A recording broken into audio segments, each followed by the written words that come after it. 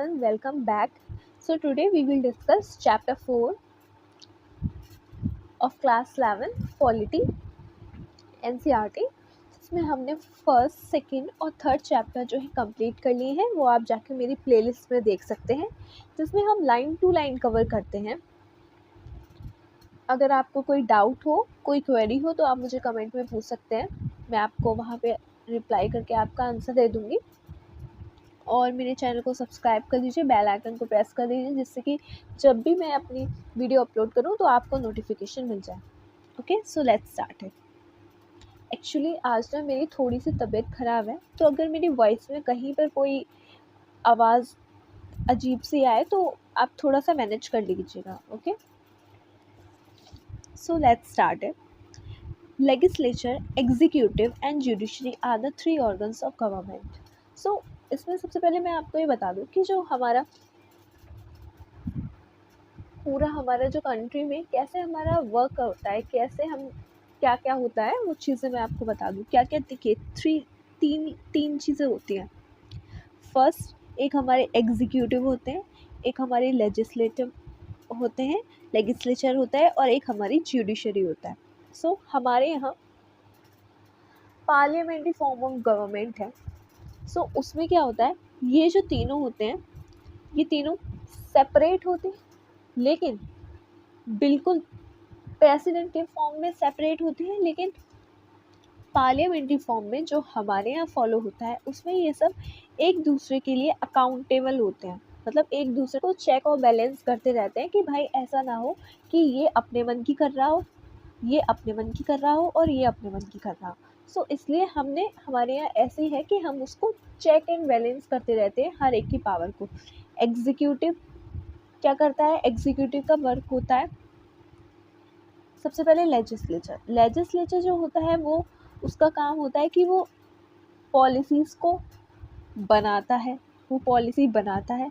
Executive का work होता है कि उन पॉलिसीज़ को जो लेजिस्लेचर ने बनाई हैं, उनको इम्प्लीमेंट करना। और हमारी जुडिशरी जो है, वो चेक एंड बैलेंस करती रहती है कि क्या इनने जो पॉलिसी बनाई है, क्या वो ख़राब है या फिर कुछ उसमें प्रॉब्लम है, मतलब कॉन्स्टिट्यूशन को तो नहीं हमारा वॉयलेट कर रही है, या फिर मतलब ये सारी चीज़ें काम होता है हमारी जुडिशरी का। तो थ्री ऑर्गन होते हैं हमारे पार्लियामेंट्री फॉर्म ऑफ गवर्नमेंट में। सो ये हमारे सेम यही चैप्टर में हम पढ़ेंगे। इस चैप्टर में हम एग्जीक्यूटिव के बारे में पढ़ेंगे, एग्जीक्यूटिव का क्या क्या वर्क होता है, कौन कौन से लोग, मतलब क्या क्या पोस्ट हैं जो कि हमारे एग्जीक्यूटिव में आती हैं। सो इसमें हम ये सारी चीज़ें पढ़ेंगे।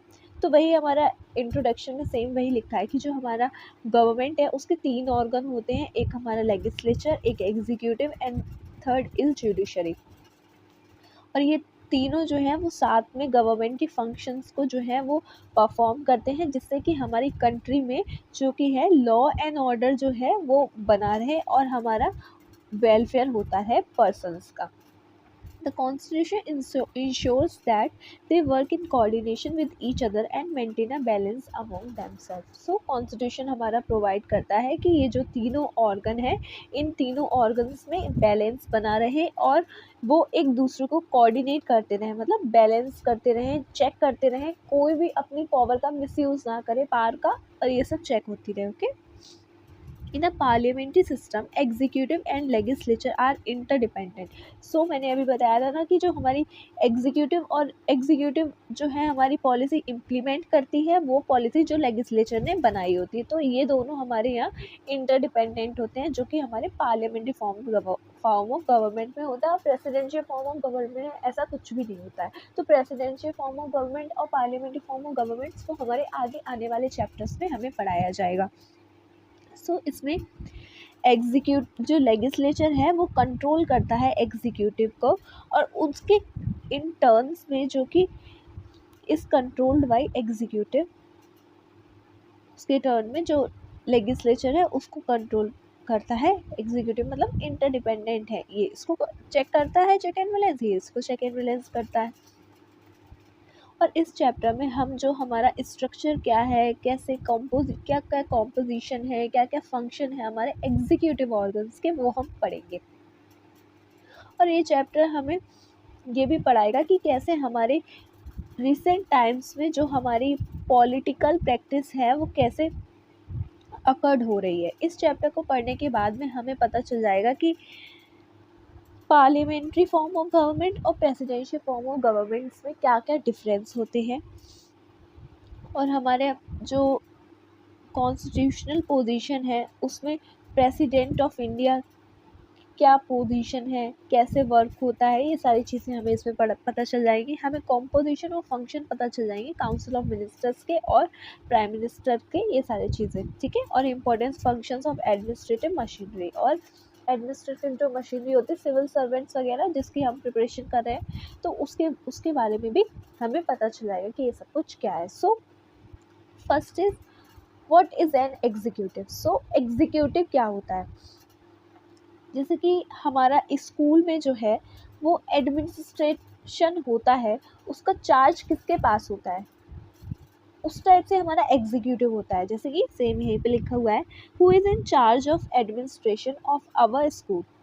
कौन हमारा इंचार्ज होता है एडमिनिस्ट्रेशन करने, एडमिनिस्ट्रेट मतलब स्कूल को पूरा मैनेज करने के लिए, कंट्रोल करने के लिए देखना होगा कि सारे टीचर्स अच्छे से वर्क कर रहे हैं या नहीं, उसको हम एडमिनिस्ट्रेटर बोलते हैं ना। तो वो एडमिनिस्ट्रेशन करते हैं हमारे स्कूल का, वैसे ही ये हमारी कंट्री का करते हैं।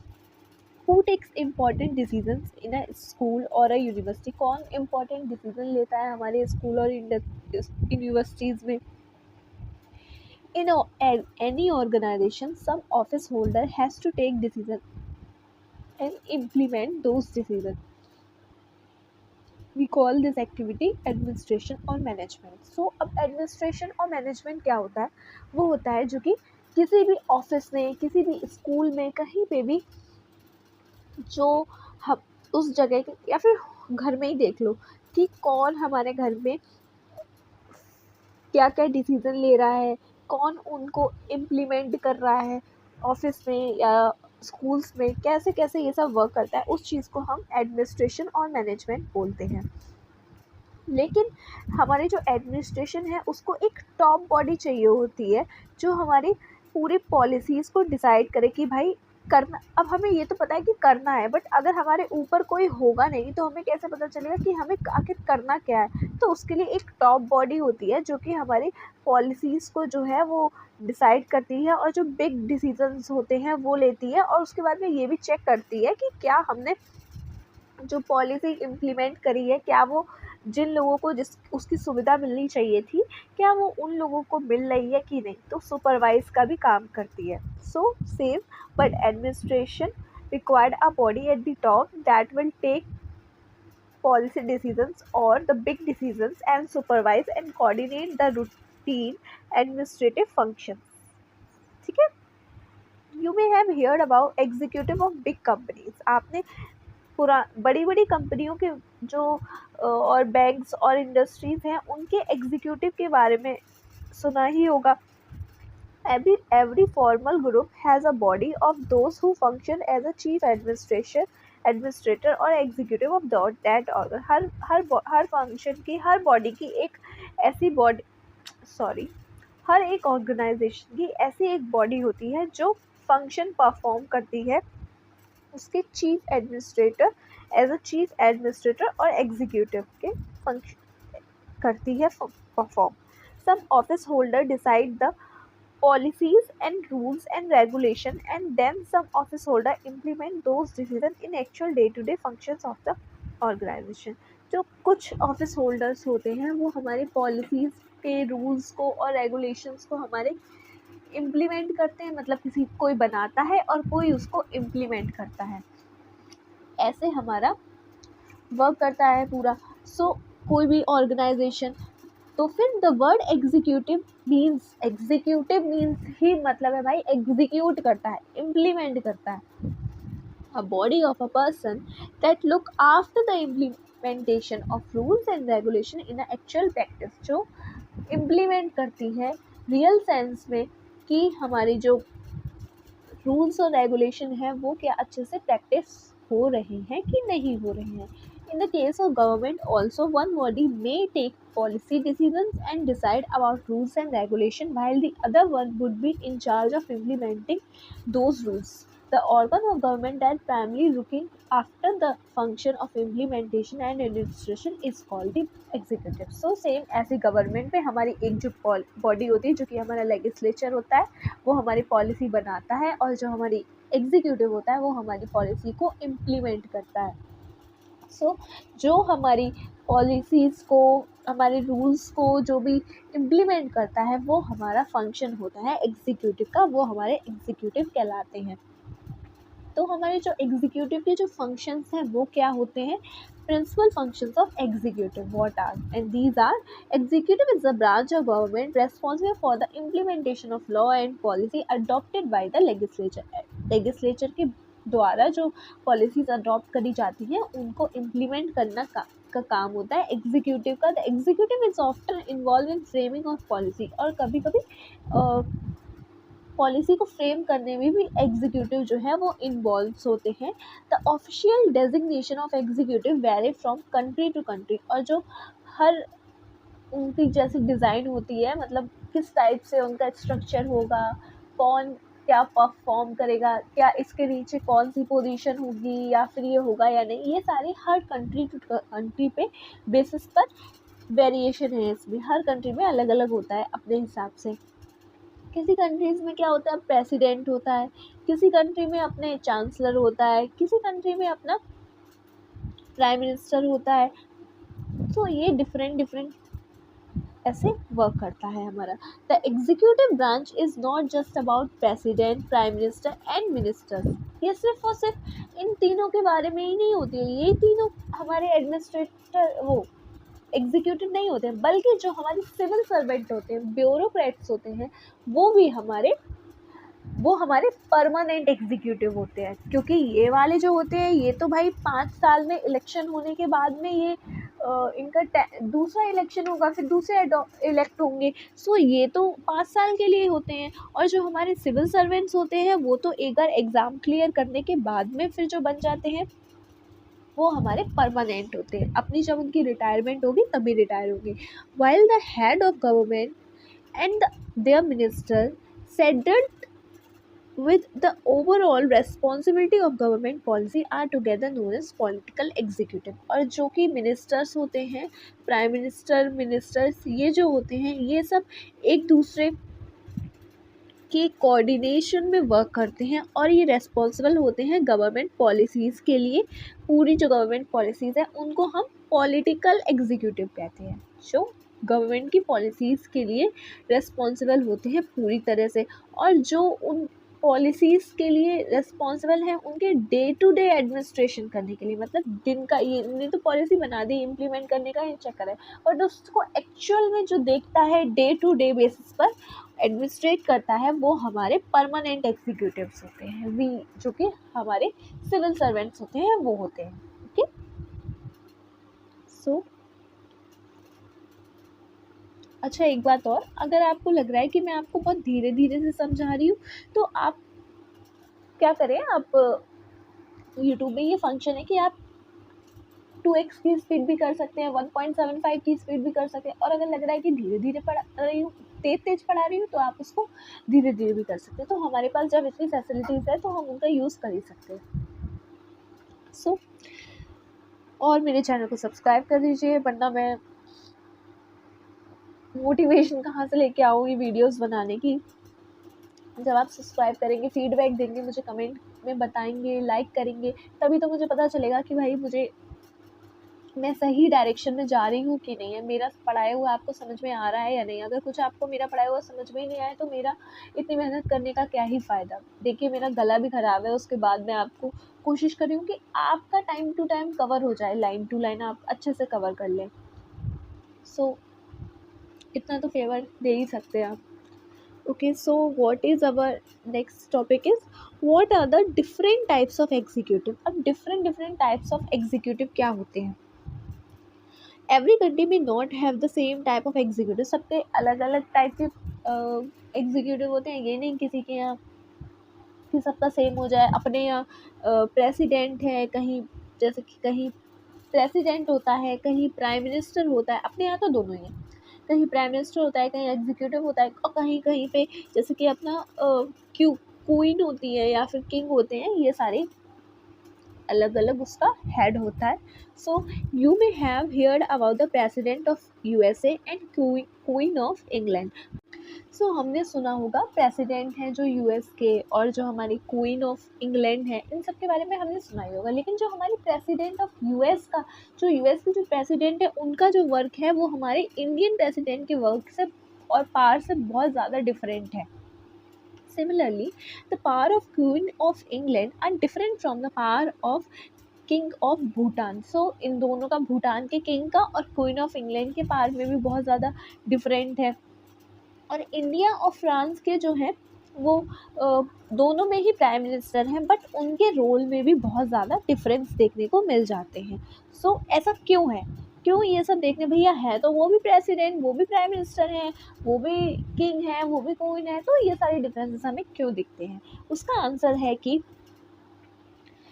This is to answer this question, we will briefly outline the nature of executive existing in some of these countries। तो इसलिए हम देखेंगे कि इन कंट्रीज़ में जो एग्जीक्यूटिव एग्जिस्ट करते हैं उनके क्या क्या नेचर है, कैसा उनका नेचर है, किस टाइप से उनका वर्क होता है, ये सारी चीज़ें आज हम पढ़ेंगे। कुछ कुछ कंट्रीज़ का देखेंगे, सबका नहीं देखेंगे। सो इसमें हम जैसे कि यूएस का देखते हैं, यूएसए का ले लेते हैं। उसमें क्या है, हमारा प्रेसिडेंशियल सिस्टम है गवर्नमेंट का, ठीक है। तो जो हमारी एग्जीक्यूटिव जो पावर होती है वो हमारी प्रेसिडेंट के हैंड में होती है। एक मैं आपको अच्छे से देखिए यहाँ एक्सप्लेन करती हूँ। सॉरी, दिस यूएसए है, ठीक है। अब हमारी जो प्रेसिडेंशियल टू टाइप की गवर्नमेंट्स होती है, फॉर्म ऑफ गवर्नमेंट होती है। एक हमारी पार्लियामेंट्री फॉर्म ऑफ गवर्नमेंट होती है, not working,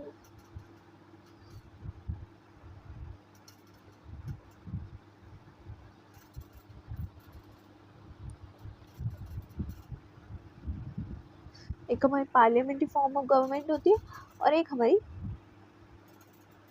presidential form of government होती है, ठीक है। हमारी दो फॉर्म की गवर्नमेंट होती है, एक पार्लियामेंट फॉर्म ऑफ गवर्नमेंट, एक presidential form of government. Parliament form of government वो हमारे इंडिया में है, ठीक है। Presidential form of government US में है। सो जो पार्लियामेंट्री फॉर्म ऑफ गवर्नमेंट होती है और इन दोनों में क्या डिफरेंस होता है, इसमें क्या होता है, इसमें जो टॉप जो हमारा रियल जो गवर्नमेंट का हेड होता है वो हमारा प्राइम मिनिस्टर होता है। और इसमें जो हमारा रियल हेड जो होता है वो हमारे प्रेसिडेंट होते हैं। जो वर्क प्राइम मिनिस्टर यहाँ पे करते हैं वो हमारे प्रेसिडेंट यहाँ पे करते हैं, ये डिफरेंस है, ठीक है। और फिर ये गवर्नमेंट का हेड है, ठीक है।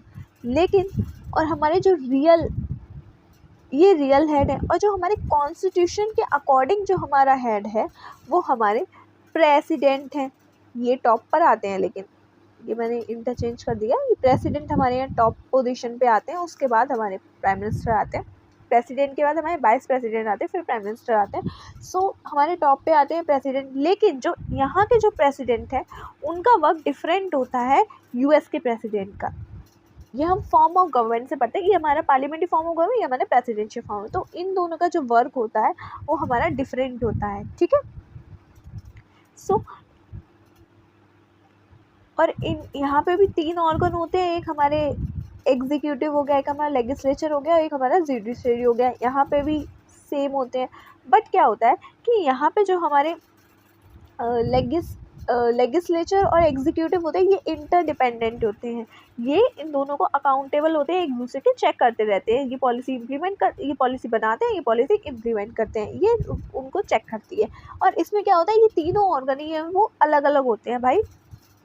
ये भी अलग होता है, ये अपना काम अलग करता है, ये अपना काम अलग करता है, और जुडिशरी अपना काम अलग करती है। सब सेपरेट होते हैं, कोई भी एक दूसरे पर डिपेंडेंट नहीं है। इनको इनसे मतलब नहीं, उनको उनसे मतलब नहीं। सो ये हमारा इस फॉर्म ऑफ गवर्नमेंट में होता है। और हमारे कॉन्स्टिट्यूशन के अकॉर्डिंग हमारे जो प्रेसिडेंट है वो हमारे कॉन्स्टिट्यूशनल हेड है, और जो प्राइम मिनिस्टर है वो हमारी गवर्नमेंट का जो हेड होता है। हमारी जो गवर्नमेंट चल रही है उसका जो हेड होता है वो हमारा प्राइम मिनिस्टर होता है, जो कि हमारा रियल हेड है, ठीक है।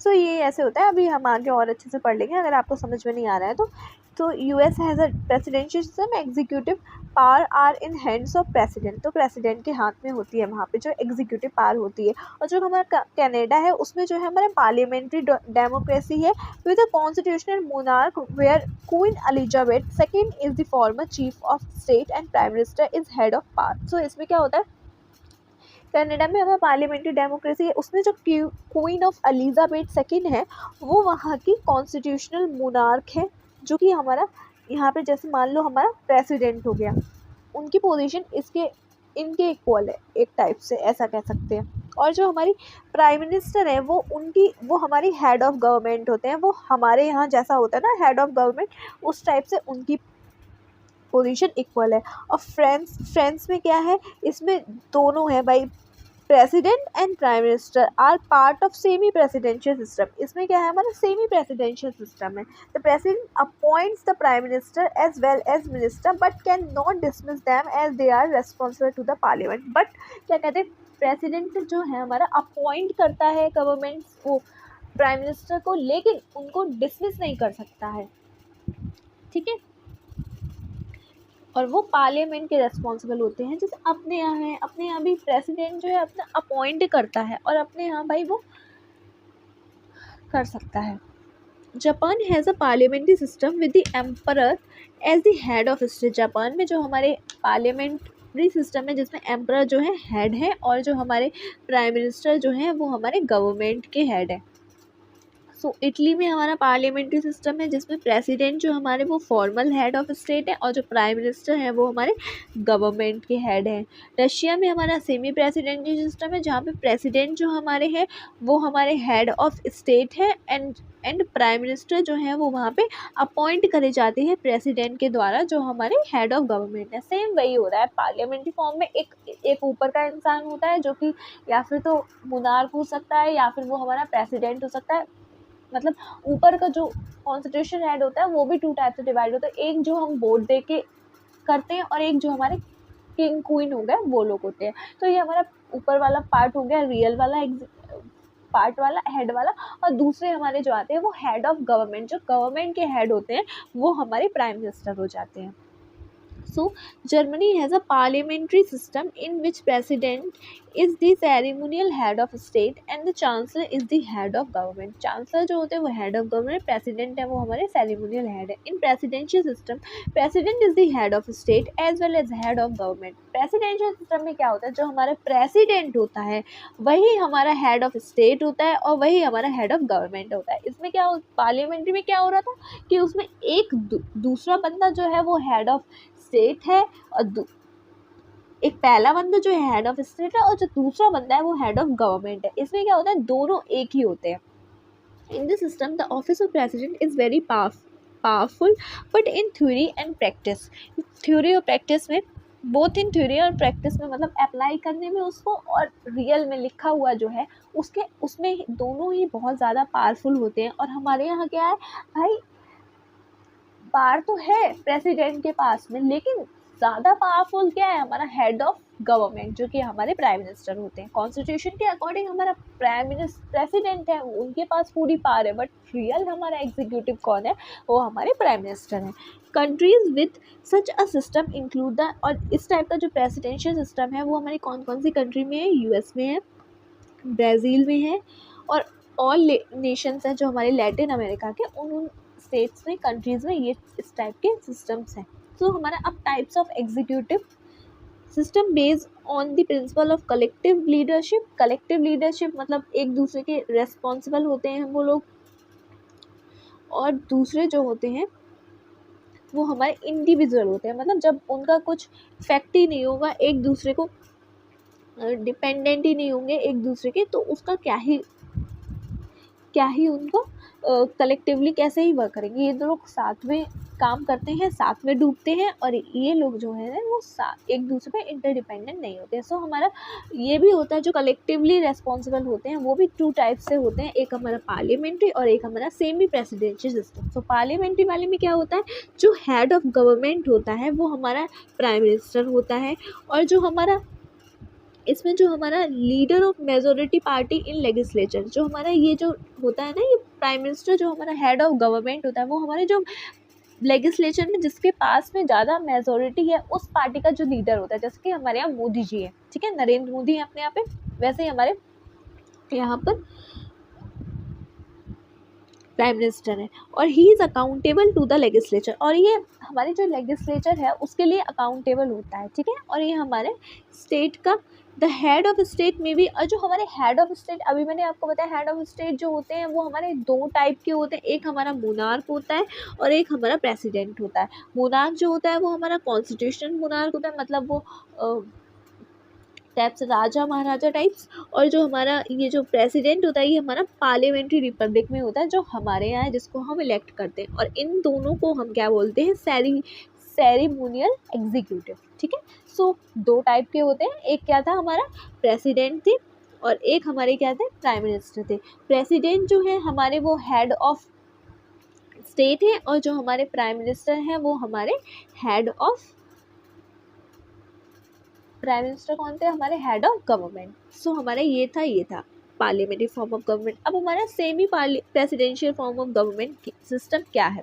सो इसमें क्या होता है, जो प्रेसिडेंट होता है वो हमारा स्टेट का हेड होता है, और जो प्राइम मिनिस्टर होता है वो हमारा हेड ऑफ गवर्नमेंट होता है। सेम वर्क वही है, prime minister head of government है और प्रेसिडेंट है वो हमारा हेड ऑफ स्टेट है। पर PM and his council are responsible to legislature, और जो पीएम और जो काउंसिल है उनकी वो हमारी लेजिस्लेचर के लिए रेस्पॉन्सिबल होती है। सेम इसकी तरह पे होता है, बट इसमें दो टाइप के होते हैं, यहाँ पे दो टाइप के नहीं होते हैं, यहाँ पे एक ही होगा, एक प्रेसिडेंट, ठीक है। अब ये हमारा आ गया प्रेसिडेंशियल जो हमारे यूएसए में है, और ये वाला हमारा इंडिया में है,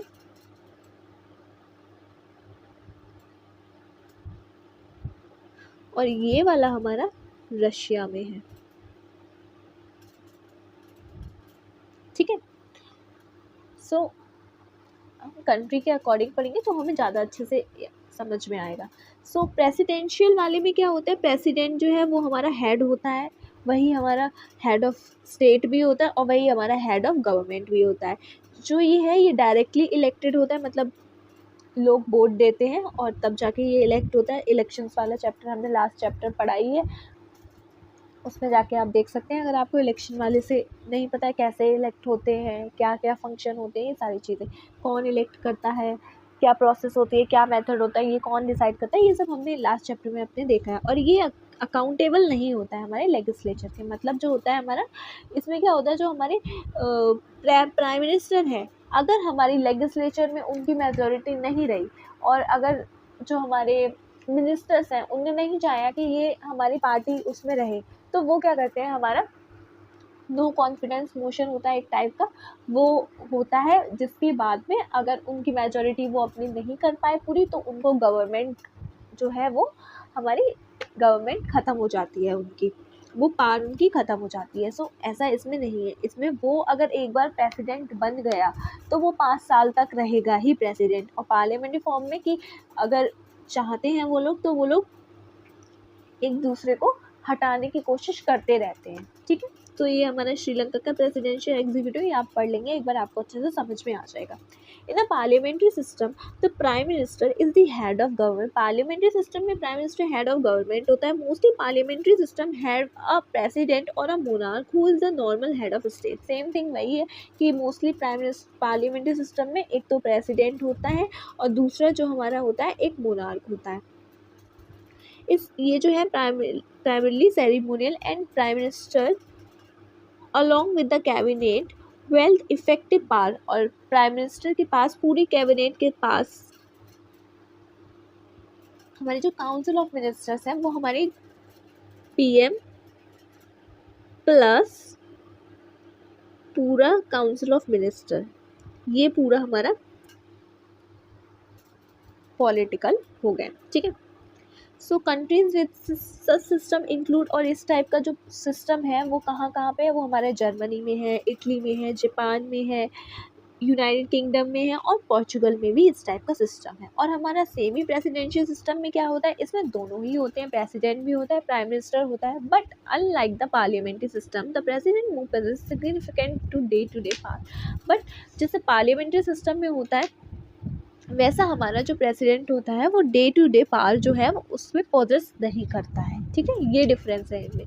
इन this system it is possible that some time the president and prime minister may belong to same party at same time and they may belong to different party and thus would be opposite to each other. कभी कभार क्या हो जाता है, जो यहाँ पे हमारा प्रेसिडेंट और जो हमारे प्राइम मिनिस्टर होते हैं दोनों ही एक पार्टी से बिलोंग कर सकते हैं पार्लियामेंट्री फॉर्म ऑफ गवर्नमेंट पे, और हमारा ये भी हो सकता है कि एक हमारा अपोजिट पार्टी से बिलोंग करता है और दूसरा हमारा दूसरी पार्टी से बिलोंग करता है। ये भी हो सकता है, दोनों एक ही पार्टी से हो सकते हैं और दोनों अलग अलग पार्टी से भी हो सकते हैं।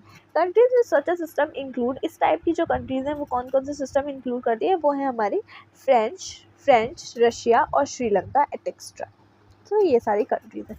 अब पार्लियामेंट्री एग्जीक्यूटिव इन इंडिया, अब इंडिया में कैसा है मैंने आपको साथ साथ बता दिया, बट हम फिर भी एक बार पढ़ के समझ लेते हैं इसमें क्या लिखा है। When the countries of India was written, when the Constitution of India was written, India already had some experience of running the parliamentary form of system. So हमारा जब कॉन्स्टिट्यूशन लिखा जा रहा था तब उस टाइम पे हमारे यहाँ ब्रिटिश राज था, तो उस टाइम पे क्या था सिस्टम, वो हमारा पार्लियामेंट्री फॉर्म ऑफ सिस्टम था, जो कि हमारे 1919 और 1935 एक्ट से आया था, जिसकी वजह से जो हमारे कॉन्स्टिट्यूशन मेकर्स थे उनको आइडिया था, एक्सपीरियंस था कि जो पार्लियामेंट्री फॉर्म ऑफ गवर्नमेंट है वो कैसे वर्क करता है। और ये इस एक्सपीरियंस के चलते ही हमने जो है अपना पार्लियामेंट्री फॉर्म ऑफ सिस्टम को अडॉप्ट किया।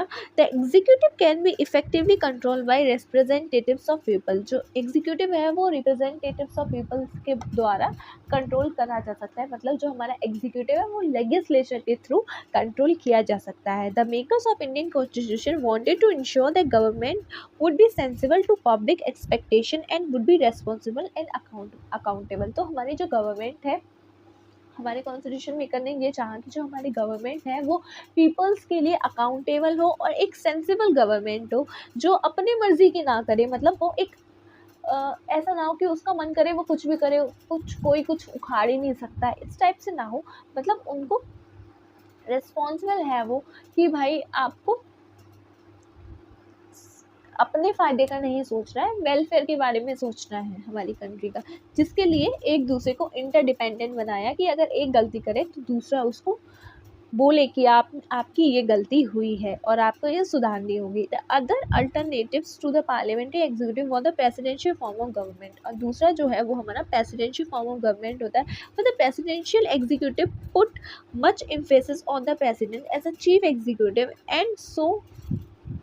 and as source of all executive power, there is always a danger of personality cult in presidential executive. So presidential executive में हमेशा personality cult होता है कि भाई एक इंसान के ऊपर है, वो अपनी मर्जी की कर सकता है, तो वो कुछ भी कर सकता है, 5 साल तक हम उसको हटा भी नहीं सकते हैं, इसलिए हमने parliamentary form of government को choose किया। The maker of Indian Constitution wanted a government that would have a strong executive branch, but at the same time enough safeguards such should be there to check against the personality cult. So हमारे constitution makers को ये चाहते थे कि हमारी जो system government का हो वो ऐसा ना हो कि बहुत जल्दी जल्दी चेंज होता जाए, मतलब हार गए पार्टी में, अब भाई नहीं काम कर पा रहे तो एकदम से मेजोरिटी एकदम से कम हो गई, तो मतलब स्टेबल भी रहे, ये नहीं कि, और ऐसा भी ना हो कि इतना ज़्यादा स्टेबल हो जाए कि हम अगर वो गलत भी कर रहा हो, अपने मन की कर रहा हो, नहीं वेलफेयर कर रहा हो, अच्छा काम नहीं कर रहा हो, उसके बाद भी हम उसको एकदम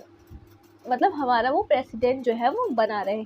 उसके लिए हमारे कॉन्स्टिट्यूशन मेकर ने चाहा कि हमारी जो यहाँ की वो हमेशा चेक करती रहे, हमारे जो सिस्टम है वो अच्छे से वर्क कर रहा है या नहीं, इसलिए हमने ये वाला सिस्टम जो है वो अडॉप्ट किया। In the parliamentary form there are many mechanism that ensure that the executive will be answerable to and controlled by the legislature or people responsibility। इसमें जो एग्जीक्यूटिव जो है वो रिस्पॉन्सिबल होती है पीपल के लिए, वो हमारे पीपल्स के रिप्रेजेंटेटिव्स होते हैं जिनको हम इलेक्ट करते हैं, और हमारा जो एग्जीक्यूटिव है वो आंसरेबल होती है हमारे legislatures का। So the constitution adopted the parliamentary system of executive for the government both at national and state level। तो हमने अपनी स्टेट लेवल पे और हमारे नेशन लेवल पे दोनों पे ही हमने अपना पार्लियामेंट्री फॉर्म ऑफ सिस्टम जो है वो अडॉप्ट किया है। जो हमारे उसमें क्या होता है, उसमें हमारे गवर्नर होते हैं और हमारे चीफ मिनिस्टर होते हैं। जो गवर्नर होते हैं उनका वर्क एज अ, जैसा हमारा प्रेसिडेंट का वर्क होता है, मतलब सेम थोड़ा बहुत एज अ पोजीशन में बता रही हूँ। और जो सीएम होते हैं उनका हमारा कैसा होता है, वो हमारा प्राइम मिनिस्टर की तरह वर्क होता है। So the constitution adopted the parliamentary system of executive for the governments both at national and state level. So हमारे दोनों लेवल पे अडॉप्ट किया गया है। According to this system, there is a president who is the formal head of state of India and the prime minister. तो हमारा president जो है वो हमारा फॉर्मल हेड है इंडिया का, और जो हमारा प्रेसिडेंट है, ठीक है, और जो हमारा प्राइम मिनिस्टर है और जो हमारे काउंसिल ऑफ मिनिस्टर्स हैं वो हमारे जो हमारी गवर्नमेंट है उसको नेशनल लेवल पर रन करते हैं। जो हमारे हेड ऑफ गवर्नमेंट हो जाते हैं वो हमारे प्राइम मिनिस्टर हैं। Eight the state level the executive comprises the governor and chief minister and council of minister. Same ऐसा ही हमारे स्टेट लेवल पर है। The constitution of India wastes the executive power of union formally in the president. In reality, the president exercises these power through the council of minister headed by the prime minister. तो हमारे constitution ने हमारे prime minister को power दी है, लेकिन reality में क्या होता है, जो हमारे प्रेसिडेंट होते हैं वो अपनी पावर को कैसे एक्सरसाइज करते हैं, वो हमारी एडवाइस से एक्सरसाइज करते हैं काउंसिल ऑफ मिनिस्टर की, और जो कि हेडेड बाई किसके द्वारा एग्जिट किया जाता है, प्राइम मिनिस्टर की। मतलब वो अपने उससे नहीं डिसाइड कर सकते, उनको एडवाइस चाहिए होती है काउंसिल ऑफ मिनिस्टर की, और वो एडवाइस जो होती है वो उनके ऊपर बाइंडिंग होती है, उनको वो करना ही होता है। ऐसा नहीं है कि वो मना कर सकते हैं, बट वो एक बार रिकमेंडेट कर सकते हैं कि आप एक बार सही कर लीजिए, क्या आपने सही डिसीजन ले रहे हैं या नहीं। अगर वो दोबारा भी अगर वो लोग चेक करके आपको भेज देंगे कि भाई आपको ये डिसीजन लेना ही लेना है आपको, तो उसके लिए प्राइम मिनिस्टर वो प्रेसिडेंट को वो एक्सेप्ट करना ही पड़ेगा। तो president is elected for a period of 5 year. President जो है 5 ईयर के लिए इलेक्ट किया जाता है, but there is no direct election by president for the office of president. तो प्रेसिडेंट का कोई भी ऐसा पीपल उनको वोट नहीं करते हैं कि भाई पीपल वोट कर रहे हैं और तब जाके प्रेसिडेंट डिसाइड हो रहा है। प्रेसिडेंट जो है वो हमारा इनडायरेक्टली इलेक्टेड होता है। इसका मतलब जो प्रेसिडेंट है हमारा वो हमारे ऑर्डिनरी सिटीजन्स के द्वारा, जैसे कि हमारे एमएलए और एमपीज इलेक्ट होते हैं उनकी तरह इलेक्ट नहीं होता है। तो इनका इलेक्शन कैसे होता है, वो हमारा principle of proportional representation with single transferable votes. तो इस मेथड के द्वारा हमारा जो प्रेसिडेंट है वो हमारे अपॉइंट होते हैं। अब मैंने आपको ये क्या है ये मैंने आपको लास्ट चैप्टर में बताया है, और हमारा जो एमपी है वो हमारे फर्स्ट पार्ट पोस्ट सिस्टम से इलेक्ट होते हैं। तो ये तो मैंने आपको लास्ट चैप्टर में पढ़ाया है, उसके लिए आप लास्ट चैप्टर मेरा प्लेलिस्ट में पढ़ा हुआ है, वहाँ पे जाके देख सकते हैं। पूरा डिटेल में पूरा पढ़ाया हुआ है अच्छे से, क्या क्या फॉर्मूला है, क्या कैसे वर्क होता है, क्या नहीं, ठीक है। The president can be removed from office only by parliament by following the procedure for impeachment. This procedure required a special majority as explained in the last chapter. The only ground for impeachment is violation of constitution. तो हमारा जो president है उसको हम remove कर सकते हैं सिर्फ एक ही उसमें, वो भी हमारा क्या है, इम्पीचमेंट। अगर हम इम्पीचमेंट करते हैं प्राइम मिनिस्टर का, सॉरी प्रेसिडेंट का, तो हम वो कर सकते हैं। और वो हमने लास्ट चैप्टर में पढ़ा है कि आखिर कैसे हम मतलब स्पेशल मेजोरिटी से हम उनका इम्पीचमेंट करते हैं, बट ये स्पेशल मेजोरिटी हमने लास्ट चैप्टर में पढ़ी हुई है, जो आप वो जाके देख सकते हैं।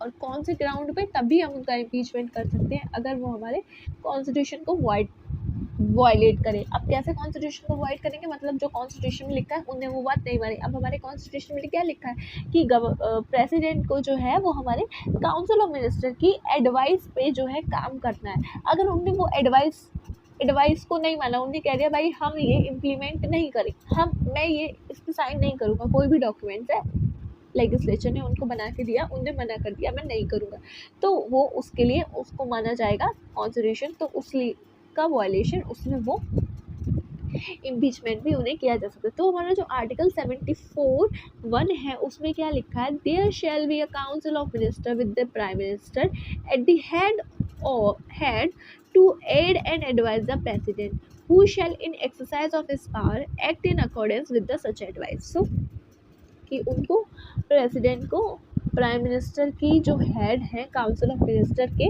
उन लोगों की एडवाइस पे काम करना होगा और उसके एडवाइस के अकॉर्डिंग ही अपने फंक्शंस परफॉर्म करने होंगे। Provided that the president may require the council of minister to reconsider such advice, but हम अगर उनने कुछ कहा है ये करने को तो उनको वो कहेंगे कि आप एक बार अपनी जो एडवाइस है उसको कंसिडर चेक कर लो कि क्या ये सही है, और उसके बाद अगर उनने कहा कि नहीं भाई हमारी तो सही है, तो वो कहेंगे आपको ये करना ही है, तो उसमें प्रेसिडेंट के पास कोई पावर नहीं है, उनको वो चीज़ एक्सेप्ट करनी ही पड़ेगी।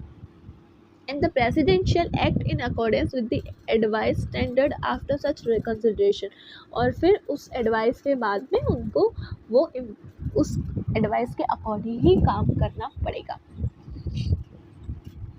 Do you know what the word shall means है? शैल वर्ड का मीन्स क्या है यहाँ पे? It indicate that the advice is binding on president. Same मैंने बताया ना, प्रेसिडेंट के ऊपर उनकी जो एडवाइस वो बाइंड है।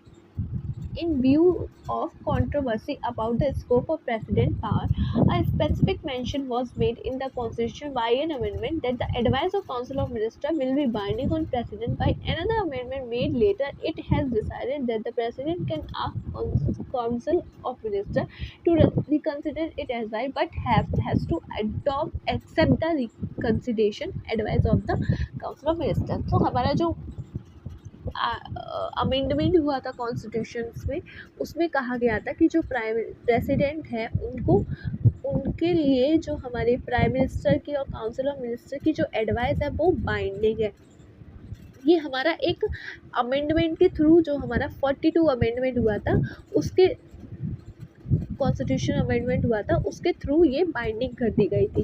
लेकिन फिर ये कहा गया था कि ऐसे तो वो कुछ भी करवा सकते हैं, तो इसलिए जब 44 अमेंडमेंट हुआ उसके द्वारा कहा गया कि अब ये जो एडवाइस जो है वो एक बार वो रिकन्सिडरेशन करने के लिए वापस करके दे सकते हैं। अगर उसके बाद भी उन्होंने दोबारा से ये कहा कि आपको यही वाली पॉलिसी है तो वो करनी ही पड़ेगी। ठीक है, ऐसा होता है। We have already seen that president is the formal head of the government. हमने पहले ही देखा कि president जो है वो formal head है government का। In this formal sense, the president has a wide-ranging executive, legislative, judiciary and emergency power. In a parliamentary system, these powers are in reality used by president on the advice of council of ministers. तो हमारा formal sense में president के पास सारी power है कि वो executive power भी है, अपना इम्प्लीमेंट भी कर सकते हैं, अपने लॉ भी बना सकते हैं, चेक भी कर सकते हैं। तो ये तीनों पावर भी हैं और उनके पास पावर भी है कि वो इमरजेंसी भी लगा सकते हैं। बट रियल में उनको ये सारी पावर जो है वो हमारे काउंसिल ऑफ मिनिस्टर और प्रेसिडेंट के प्राइम मिनिस्टर की एडवाइस पे ही करनी पड़ेंगी। ठीक है, the prime minister and council of minister have support of majority in Lok Sabha and they are the real executive. In most of cases the president has follow the advice of council of minister. तो prime minister जो और council of minister वो हमारी legislature की majority party होती है और उनको ये एडवाइस पे वर्क करना होता है। प्राइम मिनिस्टर को उनकी एडवाइस पे वर्क करना होता है। Discretionary power of the president, पर हमारे प्रेसिडेंट की कुछ डिस्क्रिशनरी पावर भी है जो वो कर सकते हैं अपनी मर्जी से। ये नहीं कि उनको उनकी एडवाइस की ज़रूरत है, लेकिन ऐसा हमारे कॉन्स्टिट्यूशन में ये पावर नहीं लिखी है। ये हमारे गवर्नर के लिए पावर लिखी हुई है, आर्टिकल है हमारी कॉन्स्टिट्यूशन में, लेकिन प्रेसिडेंट के लिए नहीं लिखी है। वो हमने सिर्फ और सिर्फ प्रेसिडेंट गवर्नर के अकॉर्डिंगली हमने अपनी वो पावर को है वो डिसाइड कर लिया है। On the basis of the above discussion can be inform that the president has no discretionary power under any circumstances. क्या हम ऐसा कह सकते हैं कि किसी भी सर्कमस्टेंस में प्रेसिडेंट के पास कोई भी पावर नहीं है डिस्क्रिशनरी जिसपे वो बिना उनके एडवाइस के अपना काम कर सके? बट ये गलत होगा, क्योंकि हमारा जो प्रेसिडेंट है उनके पास right to be informed of all important matter and deliberate of council of minister. The prime minister is obliged to furnish all the information that the president may call for. So हमारा जो इस constitution के according जो हमारी कुछ भी policy होगी, कुछ भी इम्पोर्टेंट डिसीजन होगा, हमारे जो काउंसिल ऑफ मिनिस्टर और जो हमारे प्राइम मिनिस्टर हैं, अगर उनके द्वारा लिया गया है तो हमारा प्रेसिडेंट कभी भी कह सकता है कि मुझे उसकी इन्फॉर्मेशन चाहिए है, आपको उसकी इन्फॉर्मेशन मुझे देनी पड़ेगी। The president often writes to the prime minister and express his view on that matter confronting the country. तो प्रेसिडेंट प्राइम मिनिस्टर को लिखकर कह सकता है उस ऑर्डर के लिए कि हमें दिखाओ क्या वो ऑर्डर है, कैसा है, आंसर पूछ सकता है। Besides that, there are at least 3 situations where the president can exercise the power using his her own institution। 3 ऐसे सिचुएशन हैं जहाँ पे हमारा प्राइम मिनिस्टर प्रेसिडेंट जो है वो अपनी पावर को बिना किसी एडवाइस के कर सकता है। जो कि फर्स्ट पावर प्लेस पर क्या है, we have already noted that the president can speak back the advice given by the council of ministers and ask the council of consideration the decision। In doing this, the president act on his her own discretion। so हमने पहले ही पढ़ा है कि वो एक बार अगर कोई advice दी गई है तो उनको एक बार रिकन्सिडरेट करने के लिए दे सकता है, लेकिन उनके पास ये डिस्क्रिशनरी पावर है। ऐसा नहीं है कि अगर वो चाहे कि हमें एक बार देनी है ये वापस, तो उनको पहले काउंसिल ऑफ मिनिस्टर की एडवाइस लेनी पड़ेगी। अगर ऐसा होता तो काउंसिल ऑफ मिनिस्टर तो मना ही कर देते, क्योंकि जो वो चीज़ या फिर कुछ भी जो है वो पॉलिसी या फिर कुछ भी जो है वो उन्हीं के द्वारा तो बनाया गया, वो तो कह देते नहीं आप रिकन्सिडरेट नहीं कर सकते। तो इसलिए वो अपनी मर्जी से अपनी विल पे अपनी डिस्क्रिशनरी पावर है उनकी कि वो बिना किसी की एडवाइस के वो कर सकते हैं। When the president think that the advice has certain flaws or legal nonsense or that is not the best interest of the country। अगर जब प्रेसिडेंट समझे कि वो इसमें कुछ प्रॉब्लम है, कुछ लीगल इशू है और वो हमारी कंट्री के लिए बेस्ट नहीं है, तब वो ऐसा कर सकते हैं।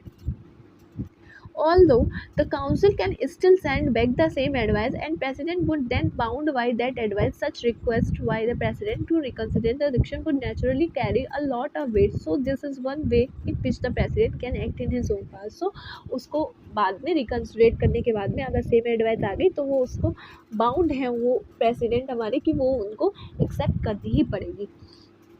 सेकेंड एडवाइस डिस्क्रिशनरी पावर क्या है, the president also has veto power by which he can withhold और refuse to give assent to bill other than money bill passed by the parliament. Every bill passed by the parliament goes to the president for his assent before it became law. The president can send the bill back to the parliament asking it reconsider. तो क्या होता है, कोई bill होता है, कुछ भी पास होने के लिए होता है तो उसको सब होने के बाद में प्रेसिडेंट के पास जाता है, तब प्रेसिडेंट उस बिल को, प्रेसिडेंट के पास पावर होती है उस बिल को एक्सेप्ट करने की, उस बिल को एक्सेप्ट करने की, उस बिल को रिजेक्ट करने की और उस बिल में वापस करने की कि एक बार चेक कर लो आप, रिकन्सिडरेट करने की कि एक बार चेक कर लो क्या ये किया जा सकता है या नहीं। ये हमारा जब वो रिकन्सिडरेट उस बिल को करने की पावर हो, वो हमारे प्रेसिडेंट के पास में पावर है कि वो बिना किसी के एडवाइस के वो रिकन्सिडरेट करने को बिल को बोल सकती है। ये उनकी डिस्क्रिशनरी पावर है, बट ये भी एक लिमिटेड पावर है, क्योंकि if the parliament pass the same bill again and send it back to president then the president has to give his assent. तो अगर उन्होंने दोबारा उसको वापस करके भेज दिया तो प्रेसिडेंट को वो बिल पास करना ही पड़ेगा। और प्रेसिडेंट के पास एक और पावर होती है, वो होती है पॉकेट वीटो। वो क्या होती है वो हम पढ़ेंगे आगे चल के। However, there is no mention in the constitution about the time limit within which the president may send the bill back for the consideration। This means that the president can just keep the bill pending with him without any time limit।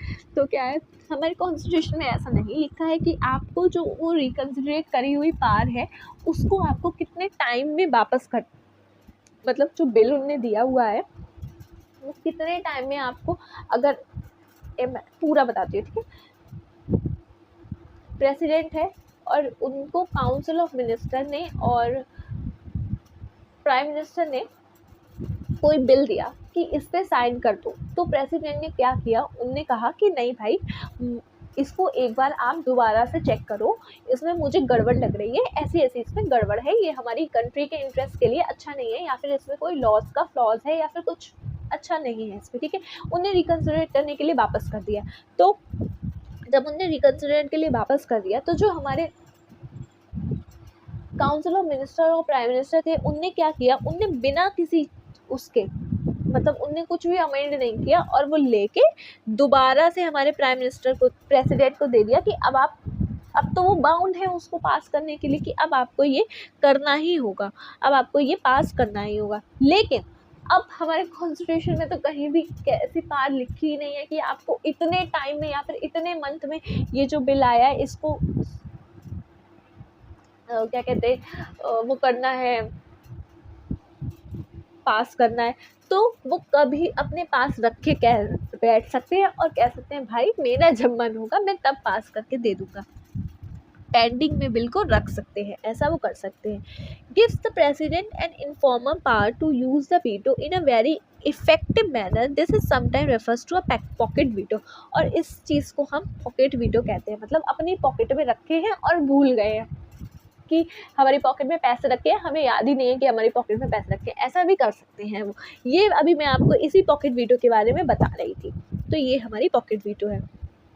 और third discretionary power क्या है, kind of discretionary arises more out of political circumstances, कुछ जो है वो political circumstances से आती हैं, जैसे कि formally the president appoints the prime minister normally in the parliamentary system a leader who has the support of majority in Lok Sabha would be appointed as prime minister and the questions of discretion would not arise. But imagine a situation when after election no leader has clear majority in Lok Sabha. Imagine further that after attempting to form alliances, 2 or 3 leaders claim that they have a support of majority in the house. Now president has decided whom appoint as a prime minister. So क्या होता है, last chapter में हमने पढ़ा ही है कि जो हमारे वोट्स दिए जाते हैं उसके पास में, जिसके पास लेजिस्लेचर में सबसे ज़्यादा मेजोरिटी होती है, जो विन करती है, उसका जो हेड होता है उसको हम प्राइम मिनिस्टर की तरह अपॉइंट कर देते हैं। और जो हमारे अपॉइंट कौन करते हैं, वो हमारे प्रेसिडेंट करते हैं। ठीक है, ये हमने पढ़ा था। लेकिन अब क्या हो, अगर कोई ऐसी पार्टी हो कि भाई उनको मेजोरिटी नहीं है लेजिस्लेचर में, तो क्या होगा, तो कोलिशन गवर्नमेंट आ जाएगी। तो 2 पार्टी आपस में आकर मिलकर फिर कहेंगी कि अब हमारे पास मेजोरिटी, अगर तब भी दोनों पार्टी या फिर 3-4 पार्टी मिलके भी मेजोरिटी नहीं इस्टेब्लिश कर पाए, तब डिस्क्रिशनरी पावर आती है प्रेसिडेंट में कि वो कह सकते हैं कि भाई अगर पार्टी कहें कि हमारे पास मेजोरिटी है बट रियल में नहीं हो, तो उस सेंस में जो हमारे प्रेसिडेंट हैं उनके पास पावर है कि वो अपनी मर्जी का जिसको चाहे प्राइम मिनिस्टर की तरह अपॉइंट कर सकते हैं, वो भी बिना किसी के दबाव से, मतलब बिना किसी की एडवाइस से, अपने विल से, अपनी डिस्क्रिशनरी पावर है उनकी। In such a situation, the president has to use his own discretionary power in judging who really may have the support of majority or who may actually form and run the government. ठीक है, since 1989 major political changes have considerably increased the importance of presidential office. So 1989 से हमारे जो political changes की वजह से जो हमारे प्रेसिडेंट के ऑफिस की जो इम्पोर्टेंस है वो बढ़ती जा रही है। In the 4 parliamentary election held from 1989 to 1999 no single party or coalition attend. So जो हमारे 1989 में और जो 1998 में जो इलेक्शन हुए थे उसमें किसी भी सिंगल पार्टी में कोई भी ऐसी पार्टी नहीं थी जिसके पास लेजिस्लेचर में मेजोरिटी हो लोकसभा में। सो इस सिचुएशन पे जो हमारे प्रेसिडेंट हैं उनने इंटरवेंशन किया था और उन्होंने either in order to constitute government और to grant a request for dissolution of Lok Sabha by president who could not prove majority in, तो उन्होंने या तो वो चाहते उस टाइम में, तो उन्होंने कहा ताकि या फिर तो वो गवर्नमेंट आप अपनी मेजोरिटी प्रूव करें, या फिर वो दोबारा से इलेक्शन करने की उन्होंने कहा था कि आप दोबारा से इलेक्शन कर सकते हैं, उसके बाद जिसको मेजोरिटी पार्टी मिले वो हमारा प्राइम मिनिस्टर बन जाएगा। इट में 10 we said that president discretionary is related to political condition. ये हमारे कह सकते हैं कि जो हमारी डिस्क्रिशनरी प्रेसिडेंट की है वो हमारे पॉलिटिकल कंडीशन के पे डिपेंडेंट है। So there is a greater scope for presidential assertives when government are not stable and collision occur पार, जब गवर्नमेंट जो है वो स्टेबल, ऐसी बहुत सी सिचुएशन जहाँ पे गवर्नमेंट जो है वो स्टेबल नहीं होती है और जो कोलिशन पावर भी है वो नहीं आ रही है पार्ट मेजोरिटी में, तब जाके हमारे प्रेसिडेंट जो है वो री इलेक्शन करने का रूल ऑर्डर भी प्रोवाइड कर सकते हैं। For the most part the president is a former power holder and a ceremonial head of the nation, बहुत सारे ऐसे केसेस में हमारा जो प्रेसिडेंट है वो हमारा फॉर्मल पावर होती है उनके पास में, होल्डर होते हैं उसके, और सेरेमोनियल हेड होते हैं हमारे नेशन के। You may wonder why then do we need a president. तो हम ऐसा सोचते हैं कि अगर हमारे प्रेसिडेंट को काउंसिल ऑफ मिनिस्टर या फिर प्राइम मिनिस्टर के अकॉर्डिंगली उनके बाइंडिंग पे ही वर्क करना है, उनके एडवाइस पे ही वर्क करना है, तो हमें प्रेसिडेंट की ज़रूरत क्या है इस हमारे पार्लियामेंट्री सिस्टम में। The Council of Ministers is dependent on support of majority legislature. This also means the Council of Ministers may be removed at any time and new council will have to be put in place. Such institutions require a head of state who have a fixed terms, who may empower to appoint president and who may symbolically represent the entire country. तो क्या होता है, जो हमारे Council of Ministers हमें क्यों need है हमारे प्रेसिडेंट की, अगर उनको उनकी एडवाइस पे वर्क करना होगा तो हमें उसकी नीड ये है कि जो हमारे प्रेसिडेंट हैं, जो हमारे प्राइम मिनिस्टर और जो काउंसिल ऑफ मिनिस्टर हैं, वो हमारी लेजिस्लेचर में अगर उनकी मैच्योरिटी नहीं रही तो वो कभी भी उनकी जो गवर्नमेंट है वो गिर सकती है। और उस टाइम पे अगर हमारी कंट्री के लिए कोई ना कोई तो हेड चाहिए होगा हमारी गवर्नमेंट को, हमारी कंट्री को मैनेज करने के लिए, मतलब कोई हेड तो हमें चाहिए होता है, हमारे घर का भी कोई ना कोई मुखिया तो चाहिए होता है जो डिसीजंस ले सके। तो उस केस में हमारे जो प्रेसिडेंट है वो काम आएंगे और वो सारे फंक्शंस परफॉर्म करेंगे। This is exactly the role of the president in ordinary circumstances.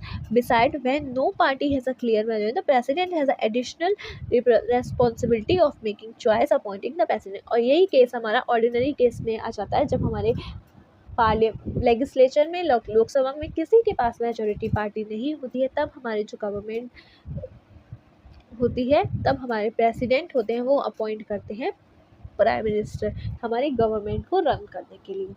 Okay, और ये हमारा वाइस प्रेसिडेंट का ऑफिस जो होता है ये हमारा 5 इयर्स के लिए होता है। और ये हमारे सिमिलर जो मेथड उनका होता है, फर्स्ट कौन सा होता है उनका,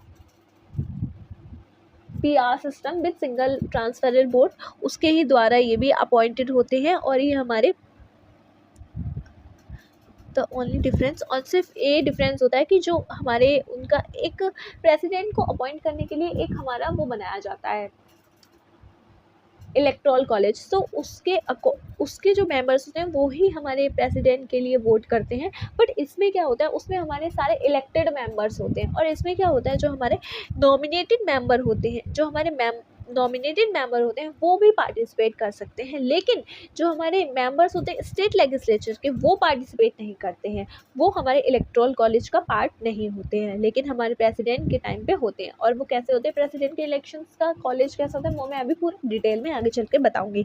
the vice president may be removed from his office by resolution of Rajya Sabha passed by majority and agreed by Lok Sabha. तो हमारे जो वाइस प्रेसिडेंट है वो हमारे अगर लोकसभा ने एक रिजोल्यूशन लेकर आई और वो मेजोरिटी से पास हो गया और लोकसभा भी एग्रीड हो गई उसको पास करके, तो फिर हमारे वाइस प्रेसिडेंट हैं उनको रिमूव कर दिया जाता है। और वाइस प्रेसिडेंट जो हमारे होते हैं वो हमारे वर्क करते हैं, एक्ट करते हैं as a ex official chairman of Rajya Sabha. जो हमारे राज्यसभा के एक्स ऑफिशियल चेयरमैन होते हैं वो हमारे वाइस प्रेसिडेंट होते हैं।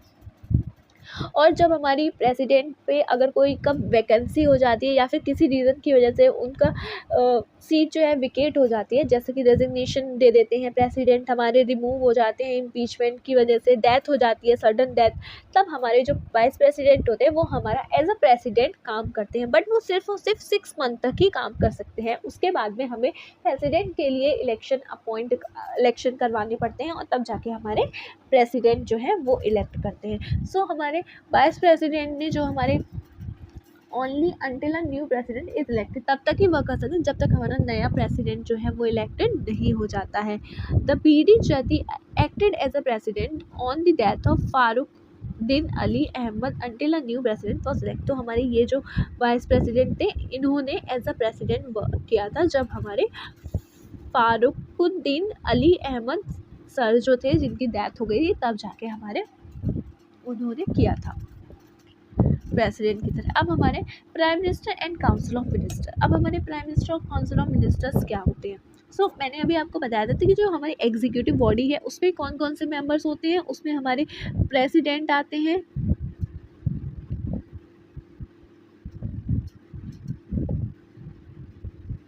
उसमें हमारे प्राइम मिनिस्टर आते हैं, उसमें प्लस हमारे सी काउंसिल ऑफ मिनिस्टर्स आते हैं, और हमारे अटॉर्नी जनरल वगैरह भी आते हैं, और हमारे परमानेंट आते हैं, जो हमारे कौन है, सिविल सर्वेंट्स है। ठीक है, सो ये इसका होता है। अब हमारे इसलिए अब हम इस चैप्टर में क्या पढ़ेंगे, प्राइम मिनिस्टर और काउंसिल ऑफ मिनिस्टर। अब हमारे प्राइम मिनिस्टर और काउंसिल ऑफ मिनिस्टर्स क्या कैसे क्या होते हैं। अब हमें इससे तो पता ही चल गया कि प्राइम मिनिस्टर की हमारे और काउंसिल ऑफ मिनिस्टर की कितनी इंपॉर्टेंस है। जब हमारे प्रेसिडेंट ही उनकी एड एंड एडवाइस पे ही काम कर रहे हैं तो इनकी तो बहुत ज़्यादा इंपॉर्टेंस होती होगी। सो उसके लिए हमारे लिए बहुत इंपॉर्टेंट है ये पढ़ना कि उनके लिए क्या क्या उनके फंक्शंस है, कैसे क्या है।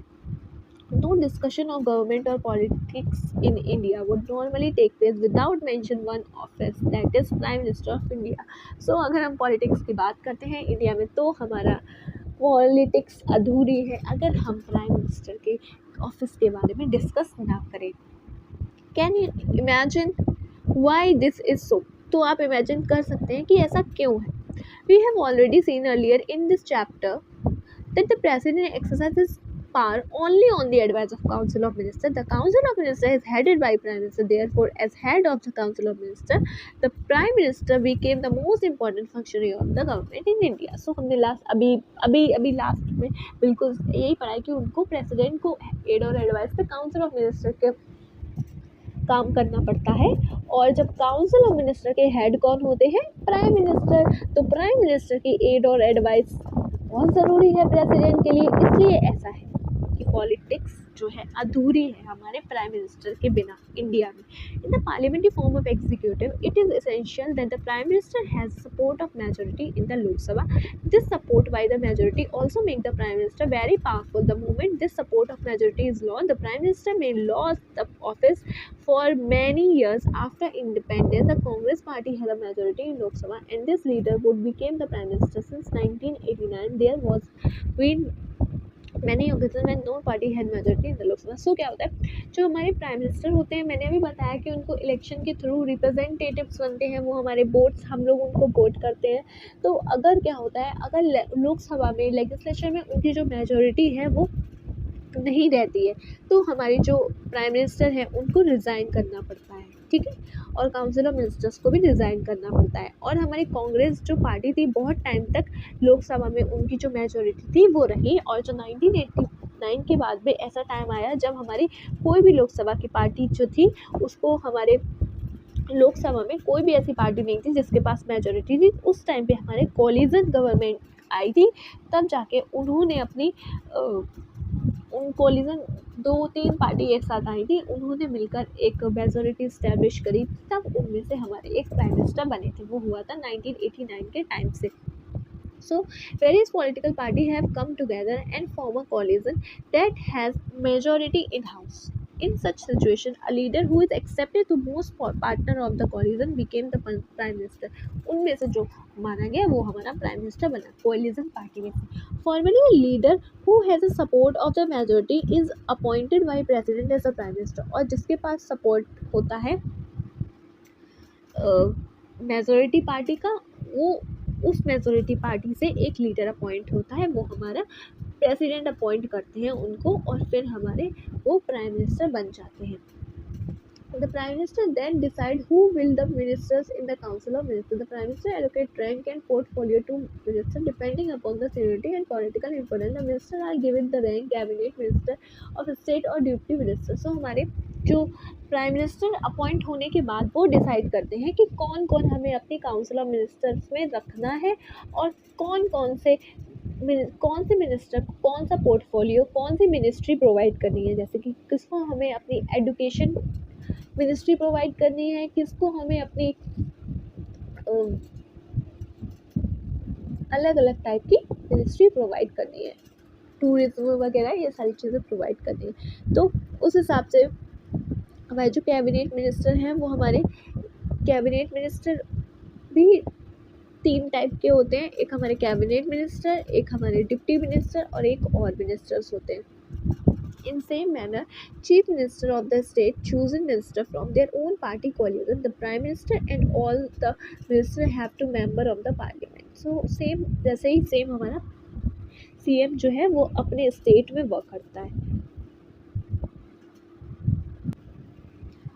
So if someone became a minister or prime minister without being an MP, such a person has to elected to the parliament within 6 months. अगर कोई ऐसा पर्सन है जो उस पार्टी का नहीं है, एमपी नहीं है मतलब, तो उसको हम इलेक्ट कर सकते हैं as a council of minister, but उसको 6 मंथ के अंदर हमारा पार्लियामेंट का मेंबर बनना होगा, इलेक्ट करना होगा उसको. ठीक है.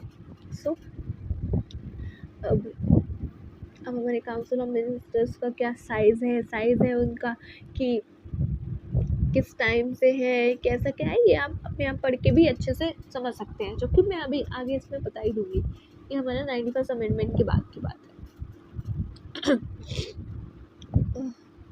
In the chapter on the legislature, you will study in detail the various mechanisms through which the parliament control the executive.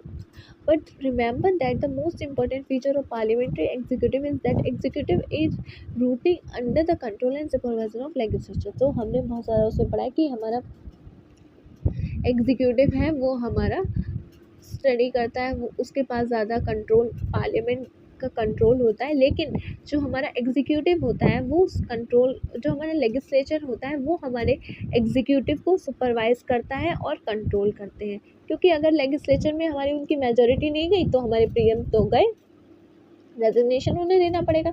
इस टाइप से उनको चेक करता रहता है, सुपरवाइज करता रहता है. The council of minister is collectively responsible to Lok Sabha. The provision means that ministry which choose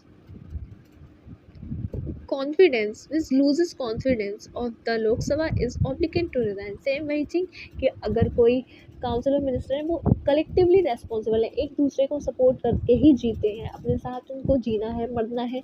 अगर उन्हें मेजोरिटी लूज कर दी तो उनको उनकी सीट रिज़ाइन देनी पड़ेगी. सबको रिज़ाइन, पार्टी को रिज़ाइन करना पड़ेगा, प्राइम मिनिस्टर को भी रिज़ाइन करना पड़ेगा. The principle indicate that the ministry is an executive committee of parliament and it collectively governs on behalf of president.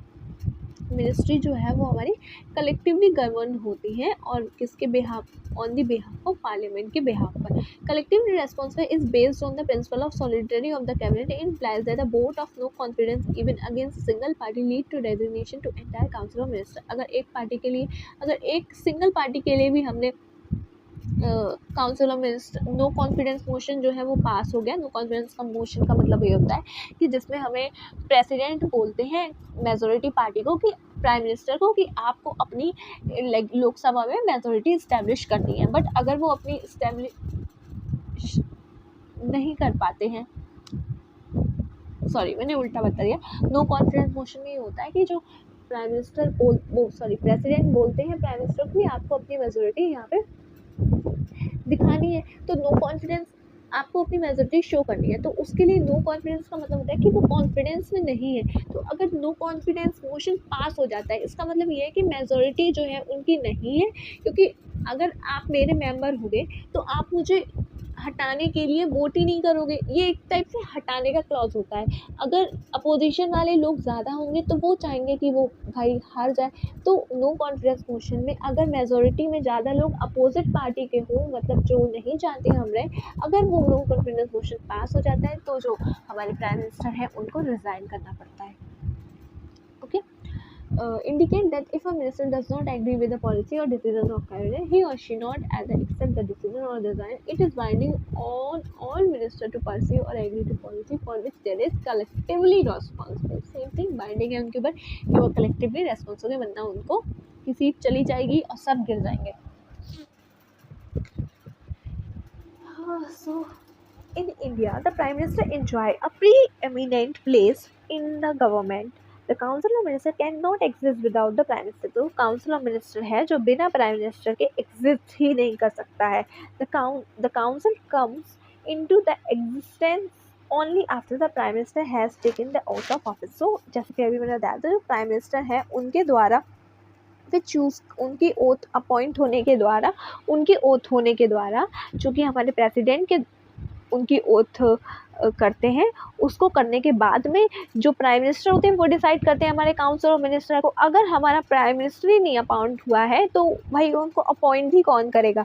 सो ऐसा होता है। और तो इसलिए हमारे जो कंट्रोल करता है हमारा prime minister council of minister को। और जो हमारे अगर हमारे प्राइम मिनिस्टर की डेथ हो जाती है या फिर किसी वजह से वो उनको रेजिग्नेशन करना पड़ जाता है तो ऑटोमेटिकली हमारी जो काउंसिल ऑफ मिनिस्टर है वो भी ख़त्म हो जाएगी, उनको भी रेजिग्नेशन करना पड़ जाएगा। सेम थिंग वही यहाँ पे लिखी है, द दैट और resignation of prime minister automatically binds out about the dissolution of council of minister but the demise, dismissal or resignation of the council only created a ministerial vacancy. So इसके लिए उनकी सिर्फ और सिर्फ vacancy create होगी। The prime minister act as a link between council of minister on the one hand and president as well as president on the other.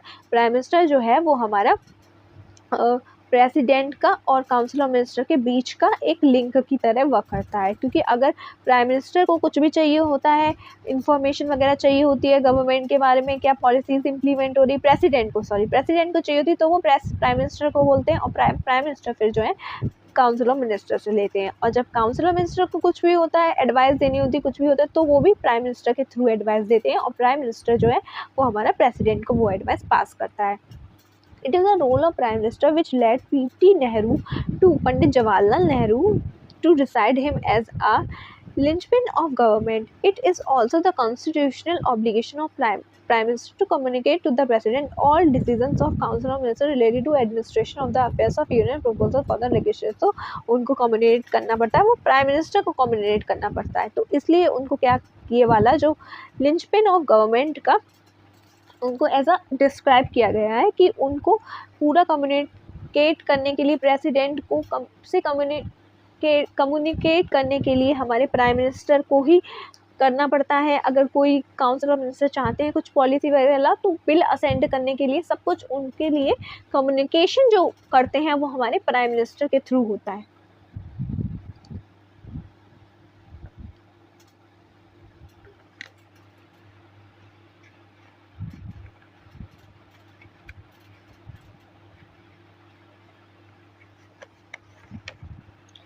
And so the minister is involved in all crucial decisions of the government and decide on the policies of government. Thus the power wielded by the prime minister flow from the various sources, control over the council of ministers, leadership of the Lok Sabha. So वही council of ministers को जो कुछ करना होता है तो वो पूरी पावर किस पे, वाइडली पावर जो है वो हमारी प्राइम मिनिस्टर पे फ्लो होता है। उस पावर का सोर्स वो वहीं से प्राइम मिनिस्टर पे होता है, सोर्स होते हैं उस पावर का। So command over the bureaucrats machine, और इनकी कमांड भी होती है हमारे ब्यूरोक्रेटिक्स होते हैं सिविल सर्वेंट्स, उन पर भी कमांड होती है। एक्सेस टू मीडिया पर भी होती है, projection of personalities during election, projection as national leaders during the international assembly as well as foreigner visit. So foreigner visit के टाइम पर भी हमारे प्राइम मिनिस्टर हमारे इंडिया को रिप्रेजेंट करते हैं जाके, और कहीं कहीं पे प्रेसिडेंट भी रिप्रेजेंट करते हैं। मतलब काउंसिल ऑफ मिनिस्टर नहीं, हमारे प्राइम मिनिस्टर जाते हैं रिप्रेजेंट करने as a leader of country. ठीक है। सो however the power with the prime minister wield and actually put into use depend upon the prevailing political conditions. The position of Prime Minister and Council of Ministers has been unaccessible whenever a single party has secured majority in the Lok Sabha. However, this has not been in case when government have led to coalition of political party. So क्या होता है, अगर हमारी एक single party है और वो अगर डिसीजन ले रही है, मतलब अगर हमारी लोकसभा में एक सिंगल पार्टी की मेजोरिटी है, उसके थ्रू अगर हमारे प्राइम मिनिस्टर अपॉइंट हुए हैं तो उनका अच्छा वर्क, मतलब वो अपने अकॉर्डिंगली वर्क कर सकते हैं। लेकिन अगर अलग अलग कॉलिजन अलग अलग पार्टी ने कोलाइड करके अपनी मेजोरिटी इस्टेब्लिश करी है, उसके बाद प्राइम मिनिस्टर को अपॉइंट किया गया है, तो जो प्राइम मिनिस्टर होंगे उनको उन अलग अलग मिनिस्टर्स को के अकॉर्डिंगली वर्क करना पड़ेगा, क्योंकि उनको भाई अगर उनने उनके अकॉर्डिंगली वर्क नहीं करा और मिनिस्टर नाराज हो गया तो उनने अपना सपोर्ट ले लिया तो पार्टी में तो लोकसभा तो वो प्राइम मिनिस्टर ही नहीं रहेंगे, इसलिए करना पड़ता है। So in 1989 we have witness many coalition government in India, हमने बहुत ज़्यादा विटनेस करी है coalition of government in India. Many of this government could not remain in power for the full term of Lok Sabha. सो इस वजह से जो हमारी ये गवर्नमेंट्स थी वो हमारी पूरे टर्म के लिए अपनी लोकसभा में नहीं रह पाई, क्योंकि उन्होंने उनके अकॉर्डिंगली वर्क नहीं किया और जो हमारे काउंसिल ऑफ मिनिस्टर ने नाराज होकर अपना सपोर्ट छीन लिया। दे वर आइदर रिमूव्ड, या तो उन्हें रिमूव कर दिया गया या तो उन्हें मेजोरिटी के सपोर्ट ना होने की वजह से रिज़ाइन करना पड़ा। These development has affected the working of the parliamentary executive, और इस वजह से हमारे जो पार्लियामेंट्री एग्जीक्यूटिव की जो वर्क पे उस पर बहुत ज़्यादा अफेक्ट करता है। In the first place, this development has resulted in a growing discretionary roles of the president in the selection of prime minister. So इसमें पहले केस में तो हमारा प्रेसिडेंट का रोल डिस्क्रिशनरी पावर आ गई कि प्रेसिडेंट जब कोई मेजोरिटी नहीं थी डेजिग्नेशन करना पड़ा तो हमारे प्रेसिडेंट के पास डिस्क्रिशनरी पावर आ गई कि वो किसी को भी प्राइम मिनिस्टर अपॉइंट कर सकते हैं। Secondly, the collision nature of the Indian politics in this period has necessitated much more consultation between political patterns leading to erosion of prime ministerial authority। तो इस वजह से हमारी जो प्राइम मिनिस्टर अथॉरिटी थी उसको मतलब एक टाइप से उनका इरोजन क्रिएट होने लगा भाई, जल्दी चेंज होने लगे, जल्दी वो अपने अकॉर्डिंगली अपने आप को अपनी गवर्नमेंट के अकॉर्डिंगली अपना डिसीजन नहीं ले पाए, क्योंकि उनको किसी और के अकॉर्डिंगली वर्क करना पड़ा। तो इस वजह से ये भी अच्छा नहीं हुआ। थर्डली क्या हुआ, it has also brought restrictions of various prerogatives of prime minister like choosing the minister and deciding their rank and portfolio. इस वजह से प्राइम मिनिस्टर को भी उनके अकॉर्डिंगली भाई डिसाइड करना पड़ेगा कि किसको कौन सा पोर्टफोलियो देना है। अगर किसी को पोर्टफोलियो उनका पसंद नहीं आया, किसी को कोई पोर्टफोलियो नहीं मिला, क्या पता वो नाराज़ हो जाए और अपना ले ले। तो ये सब डिसाइड करना पड़ा, उनको करना पड़ता है, मतलब अगर ऐसा होता है तो। Fourthly, even the policies and program of the government can not be decided by prime minister alone. जो पॉलिसीज़ और प्रोग्राम होते हैं वो सिर्फ और सिर्फ प्राइम मिनिस्टर के द्वारा ही नहीं डिसाइड किए जाते हैं। Even political party of different ideological come together both as pre poll and post poll alliance to form a government. Policies are framed after a lot of negotiation and compromises among the allies. In this entire process, the president has to act more on negotiator than a leader of government। So क्या होता है, policies बनाने में भी बहुत ज़्यादा difference आ जाता है, क्योंकि अलग अलग लोग होते हैं, अलग अलग मिनिस्टर्स होते हैं, उनकी अलग अलग चीज़ पे प्रायोरिटी होती है। तो वो उस वजह से जो हमारे प्राइम मिनिस्टर हैं उनको उनके अकॉर्डिंगली एक्ट करना पड़ेगा, वरना तो उन्हें हटा दिया जाएगा प्राइम मिनिस्टर से, वो अपनी सपोर्ट जो है वो वापस ले लेंगे। तो उस वजह से जो हमारे प्राइम मिनिस्टर होते हैं वो हमारे एज अ लीडर नहीं, उनका फिर काम हो जाता है क्योंकि उनको नेगोशिएट करना पड़ता है एक दूसरे से। तो उस नेगोशिएशन की तरह उनको वर्क हो जाता है, ना कि एक लीडर की तरह। At the state level a similar parliamentary executive exist. State level पे भी हमारे सिमिलर पार्लियामेंट्री एग्जीक्यूटिव करती है। The most important variation in that there is a governor of the state appointed by president. So क्या बस change है, जो हमारे प्रेसिडेंट है उनकी जगह पे वहाँ पे गवर्नमेंट अपॉइंट होता है, जो कि हमारा प्रेसिडेंट के थ्रू अपॉइंट कर दिया जाता है। और किसकी एडवाइस पे, प्रेसिडेंट के थ्रू भी किया जाता है, किसकी एडवाइस से, वही हमारे प्राइम मिनिस्टर और हमारे काउंसिल ऑफ मिनिस्टर। तो सेंट्रल गवर्नमेंट में कौन कौन आते हैं, हमारे पीएम आ जाते हैं और हमारे COM आ जाते हैं, काउंसिल ऑफ मिनिस्टर आ जाते हैं।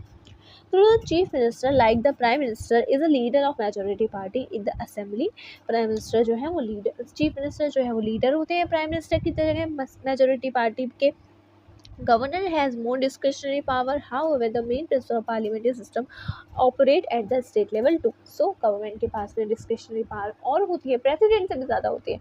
So ये भी हमारा सेम पार्लियामेंट्री फॉर्म है हमारे पास गवर्नमेंट की। अब हमारे आते हैं परमानेंट एग्जीक्यूटिव, जो हमारे ब्यूरोक्रेटिक्स होते हैं। सो अब ये डिसीजंस जो हैं बन गए, ठीक है, एग्जीक्यूटिव उनको इम्प्लीमेंट कर रही है, बट उनको रियल में उनकी डे टू डे बेसिस पे कौन इम्प्लीमेंट करेगा, वो हमारे एग्जीक्यूटिव ऑर्गन इम्प्लीमेंट करते हैं, जो कि हमारे एग्जीक्यूटिव ऑर्गन कौन कौन क्या क्या इंक्लूड करते हैं, एक हमारे प्राइम मिनिस्टर और एक मिनिस्टर और एक हमारे under large organisation called the bureaucratic और एडमिनिस्ट्रेटिव मशीनरीज जो होते हैं ये हमारे होते हैं। मैंने अभी बताया था आपको कौन कौन होते हैं हमारे एग्जीक्यूटिव्स में, हमारे प्राइम मिनिस्टर होते हैं, हमारे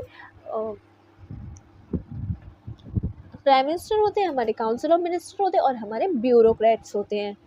ठीक है, so bureaucratic day to day basis पर इम्प्लीमेंट करते हैं। To underline the difference between this machinery and military service, it is describe as a civil servant. तो इस मिलिट्री मशीनरी सर्विस और मिलिट्री सर्विस को डिफाइन करने के लिए, डिफ्रेंशिएट करने की वजह से हमने इनको एज अ सिविल सर्वेंट, मतलब हमारे सर्वेंट्स हैं सिविल सोसाइटी के, हमारे पीपल के सर्वेंट्स हैं, पीपल के वेलफेयर के लिए उनको काम करना है। ठीक है, frame trained and skilled officers who work as a permanent employees of government are assigned the task of assisting the minister in formulating policy and implement these policies। so उनको टास्क दिया जाता है, वो ट्रेंड होते हैं, उनके पास ज़्यादा knowledge होती है क्योंकि वो बहुत बड़ा एग्ज़ाम क्लियर करके आते हैं, यूपीएससी जैसा, सीएससी जैसा, सिविल सर्विस एग्ज़ाम क्लियर करके आते हैं, जो कि हमारा यूपीएससी कंडक्ट कराती है और हमारा स्टेट पीसीएस कंडक्ट कराते हैं। तो उनके पास में ज़्यादा नॉलेज होती है, ज़्यादा अच्छे से वो अपने दिमाग का यूज़ करके पॉलिसीज़ को बनाने में भी काम करते हैं और उनको इम्प्लीमेंट में भी हेल्प करते हैं हमारे पॉलिटिकल लीडर्स की। इन अ डेमोक्रेसी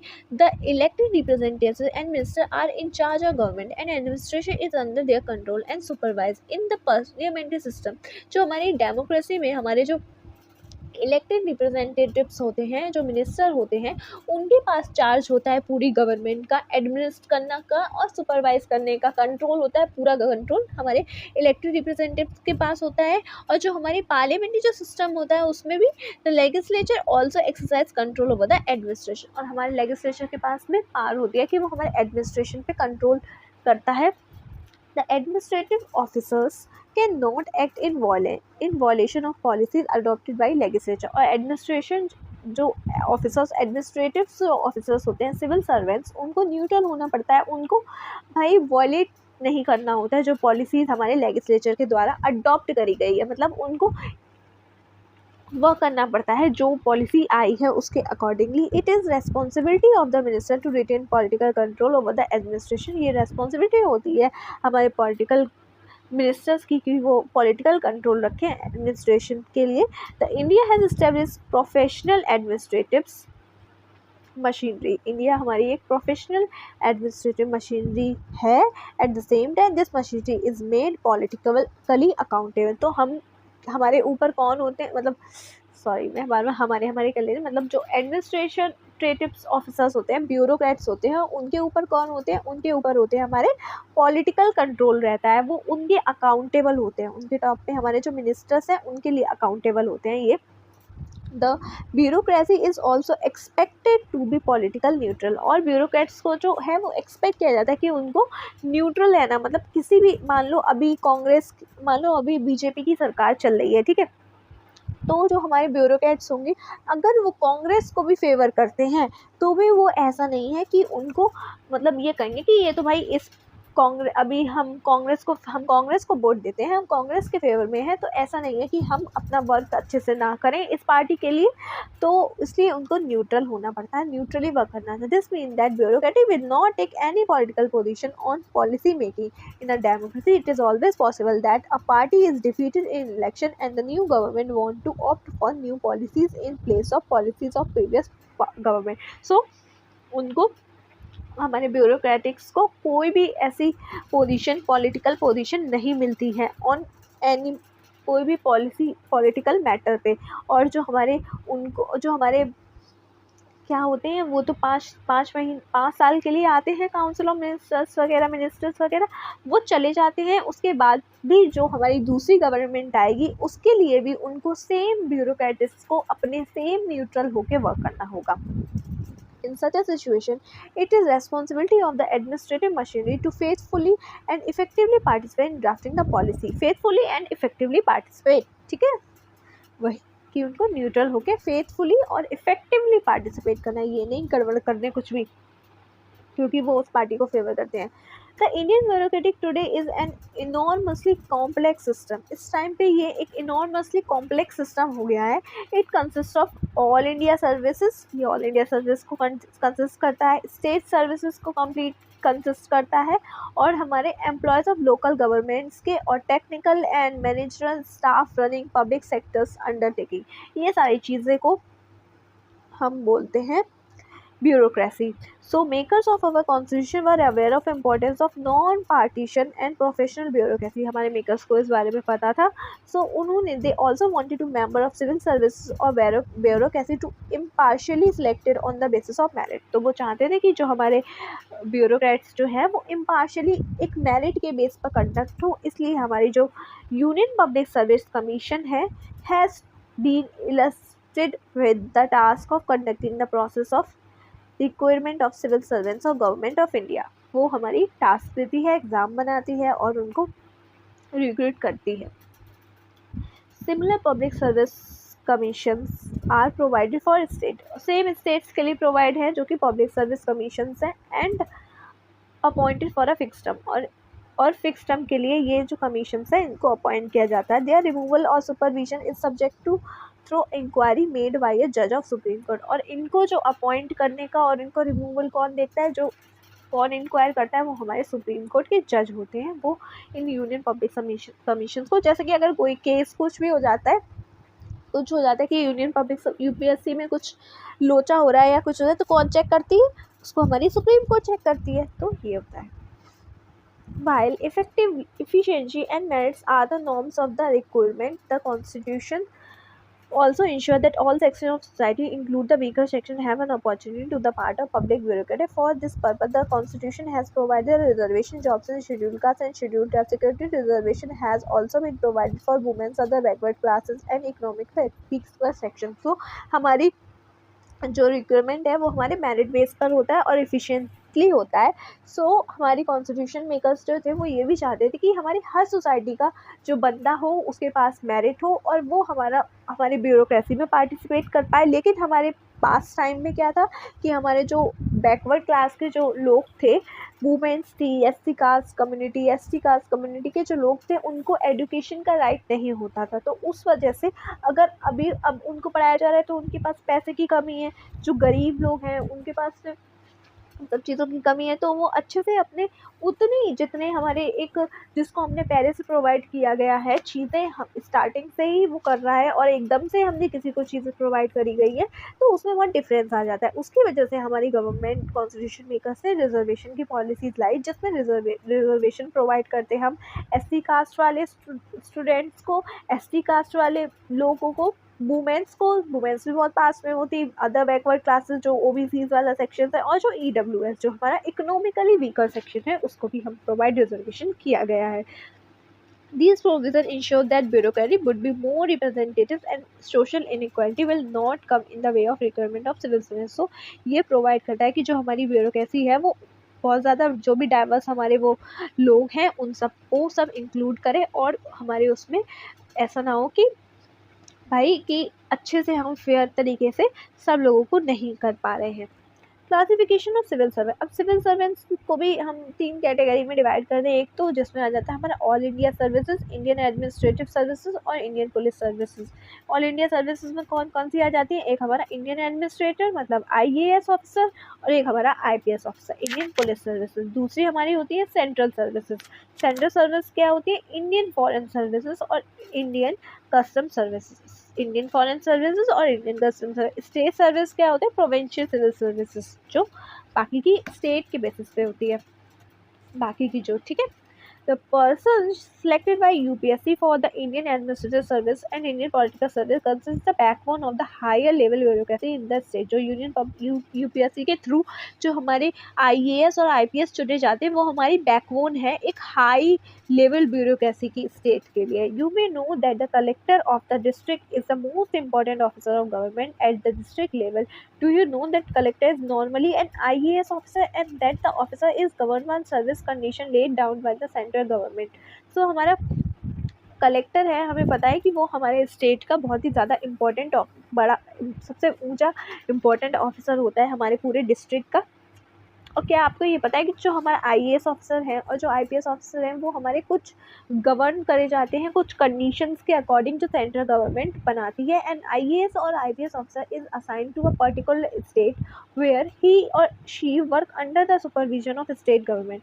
सो हमारे आईएएस और आईपीएस ऑफिसर को अपॉइंट करा जाता है स्टेट में जहाँ पर वो एक हमारे स्टेट की गवर्नमेंट के अंदर एज अ काम करते हैं, जहाँ पे हमें सुपरवाइज करती है हमारी उन्हें state government. However the IAS और IPS officer are appointed by central government, they can go back into service of central government. So हमारी सेंट्रल गवर्नमेंट के द्वारा ही उनको अपॉइंट किया जाता है, तो वो चाहे तो वो बैक जा सकते हैं हमारी सेंट्रल गवर्नमेंट के लिए and take disciplinary actions against them, और वहाँ पे एक्शंस ले सकते हैं। This means that they control the central government. So इसका मतलब ये है, this means that they the key administrative officer of states are under the supervision of control of central government। so इसका मतलब ये आ जाता है कि जो ऑफिसर्स हैं स्टेट गवर्नमेंट के वो हमारे सेंट्रल गवर्नमेंट के अंदर कंट्रोल में आ जाते हैं अपार्ट, क्योंकि सेंट्रल गवर्नमेंट के कंट्रोल में होते हैं हमारे IAS officer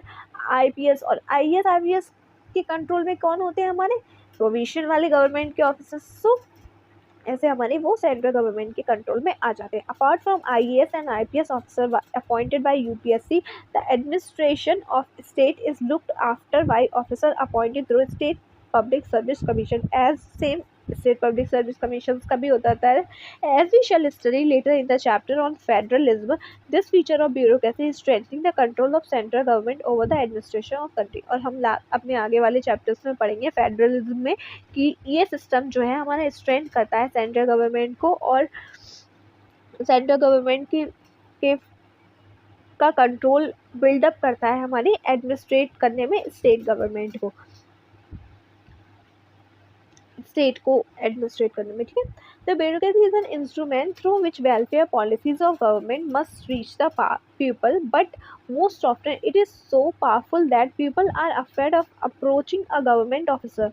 It is common experience of people that bureaucracy is intensive to the demand and expectation of ordinary citizens. Only if the democratically elected government control the bureaucracy, some of these problems can effectively handle. On the other hand, too much political interference turn the bureaucracy into an instrument in the hand of politicians. So, अब हमारे political जो bureaucratic होती हैं उनको कौन appoint करता है, वो उनका कंट्रोल कौन कंट्रोल करता है, उनको हमारे पॉलिटिशियन कंट्रोल करते हैं। तो इस वजह से हमारी जो उनकी पॉलिसीज़ में बहुत ज़्यादा इंटरफेरेंस आ जाता है, जो कि सारी पावर उनके पॉलिटिशियन के हाथ में आ जाती है। Through the Constitution has created independent machinery for recruitment, many people thinks that there is no provision for protecting the civil services from political interference in the preference of their duties. It is also felt that the enough provisions are not therein to ensure accountability of the bureaucracy to the citizens. So हमारे कहते हैं कि हमारे constitution में बहुत ज़्यादा protection नहीं है, हमारे सिविल सर्वेंट्स को प्रोटेक्ट नहीं करती है, जो कि हमारे इंटरफेरेंस जो पॉलिटिशियन करते हैं उनकी ड्यूटीज़ में, उसके थ्रू उनके लिए प्रोटेक्ट करने के लिए कोई भी ऐसा वो नहीं है। और ये जो हमारी ऐसी कोई भी टेक्निक नहीं है जिसके थ्रू हम अपना, ऐसा कोई भी प्रोविज़न नहीं है जिसके थ्रू हमारे जो ब्यूरोक्रेटिक्स हैं वो हमारे सिटीज़न के लिए अकाउंटेबल हो जाए। मतलब ऐसा नहीं है कि अगर सिटीज़न वोट नहीं देंगे तो वो चले जाएँ, वो तो परमानेंट है, वो तो कुछ भी कर सकते हैं। सो ऐसा अभी हमारे यहाँ कुछ भी नहीं है। There is an expectation that means that the right to information may take the bureaucracy a little more responsible and accountable. So इस वजह से जो हमारा right to information, जो हमारा fundamental right है, वो आता है कि पीपल्स को जानने का राइट है कि जो हमारी ब्यूरोक्रेसी है वो उन्होंने पॉलिसीज़ जो भी कुछ भी किया है वो कैसे किया है, क्या किया है। तो इस वजह से ऐसे करके हम इनको अकाउंटेबल किया जा सकता है पीपल के थ्रू। सो कंक्लूजन क्या है, the modern executive is very powerful institution of government. The executive enjoy greater power compare to other organs of government. So modern executive है वो बहुत ज़्यादा वेरी पावरफुल है अभी इस टाइम पे, और जो हमारे एग्जीक्यूटिव है वो बहुत ज़्यादा बड़ी पावर्स को जो है वो इंजॉय करते हैं जो अदर ऑर्गन्स हैं गवर्नमेंट के, उसके लिए उसके कंपैरिजन में। This generates a greater need to have democratic control over the executive. The makers of our constitution through with forcing that the executive must put firms under regular supervision and control. So इस वजह से हमारे जो executive है वो बहुत ज़्यादा important हो जाते हैं हमारे लिए, क्योंकि सारा काम उनके अंडर गिर्द करता रहता है, उनके कंट्रोल में होता है।